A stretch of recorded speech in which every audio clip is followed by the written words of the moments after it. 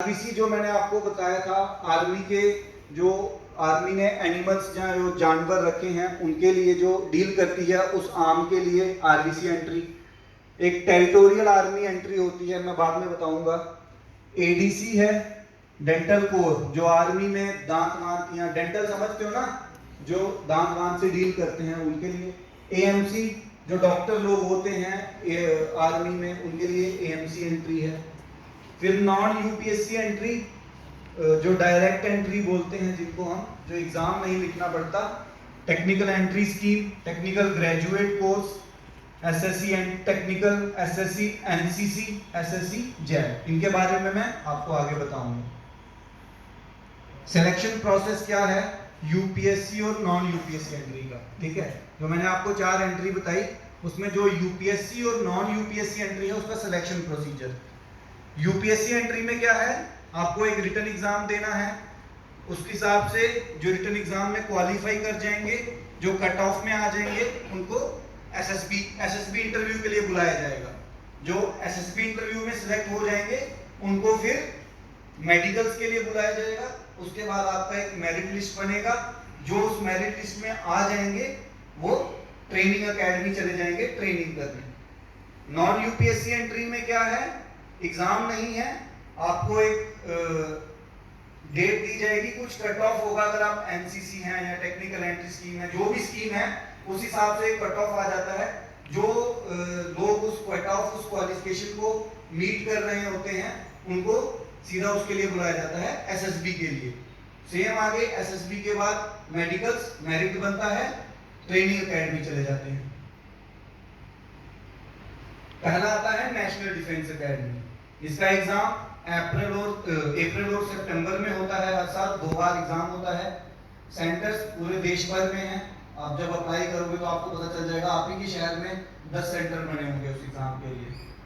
फिर आ जाता है उसमें सब्जेक्ट क्या क्या हैं, ये 12वीं के बेस पे होता है। 12वीं के बाद आप ये एग्जाम दे सकते हैं। उसमें मैथमेटिक्स का 2.5 घंटे का पेपर होता है 300 मार्क्स का, जिसमें 11वीं 12वीं का मैथमेटिक्स का टेस्ट होता है। फिर जनरल एबिलिटी में बहुत सारे सब्जेक्ट्स आ जाते हैं, इंग्लिश, जनरल साइंस, अपना फिजिक्स, केमिस्ट्री, ये फिर हिस्ट्री, जो भी सब्जेक्ट्स हैं वो सारे उसमें, हिस्ट्री, ज्योग्राफी, पॉलिटी सब आ जाते हैं। इसका भी 2.5 घंटे का 600 मार्क्स का होता है। ये 900 मार्क्स का एक कट ऑफ बनता है। जो लोग उस कट ऑफ को क्वालिफाई कर जाते हैं, जिनके मार्क्स उस कट ऑफ मार्क्स से ज्यादा होते हैं, उनको एसएसबी इंटरव्यू के लिए बुलाया जाता है। तो एसएसबी इंटरव्यू चलता है।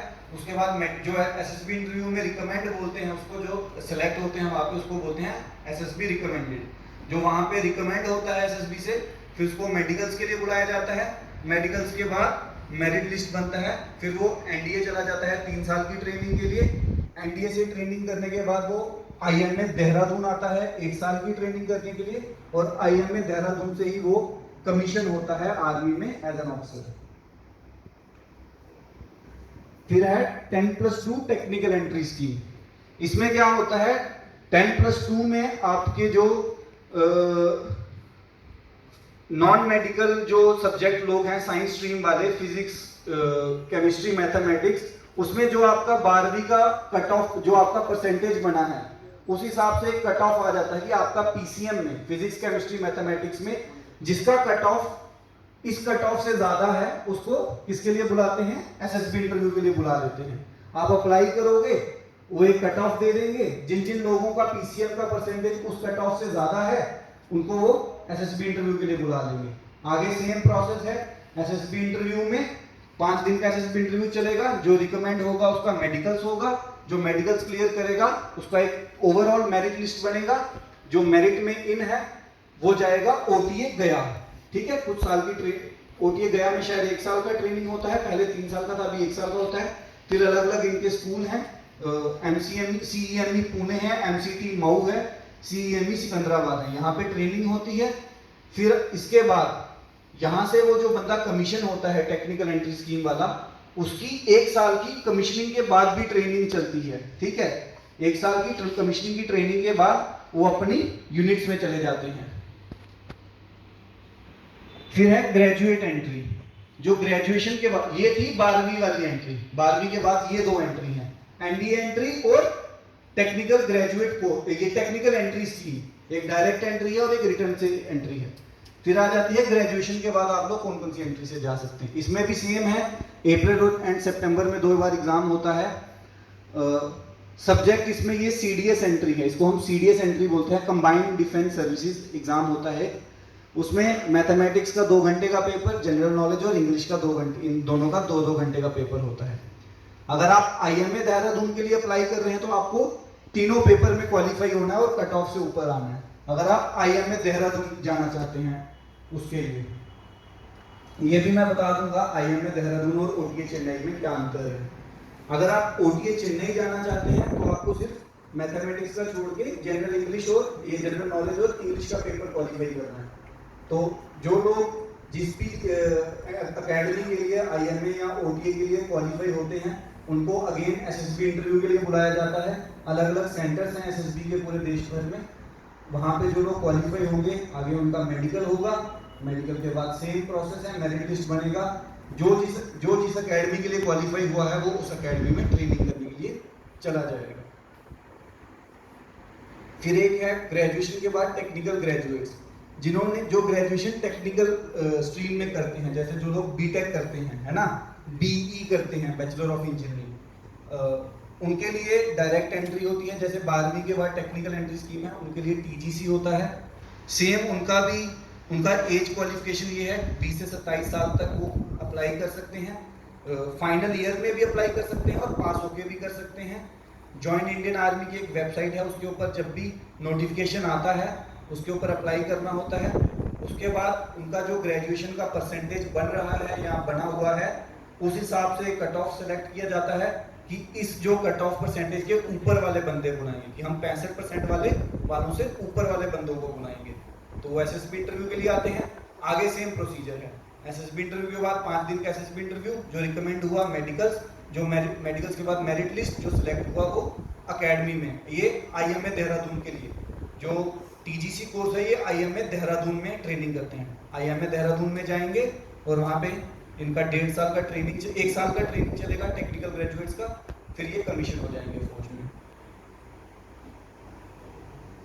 एनसीसी स्पेशल एंट्री जो आप लोगों के लिए इंपॉर्टेंट है, जो भी कैडेट्स अपना ग्रेजुएशन में जिनके पास एनसीसी होता है उनके लिए, उनको जो सी सर्टिफिकेट मिलता है उसमें मिनिमम बी ग्रेडिंग होना चाहिए। ए ग्रेडिंग है तो बहुत अच्छा है, but minimum B grading, bravo grading जिसके पास एनसीसी सी सर्टिफिकेट में है उसको क्या करते हैं, डायरेक्ट एसएसबी इंटरव्यू के लिए बुलाते हैं।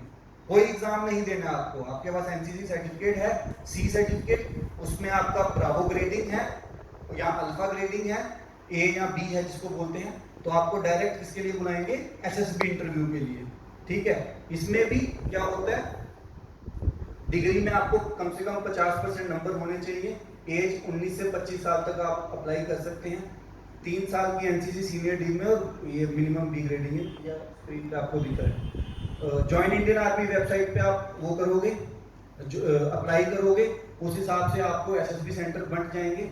एसएसबी सेंटर जो देश भर में आर्मी के लिए कहाँ है, कपूरथला है, इलाहाबाद है, बैंगलोर है एंड भोपाल है, 4 एसएसबी सेंटर हैं, तो आपको वहाँ बुलाया जाएगा।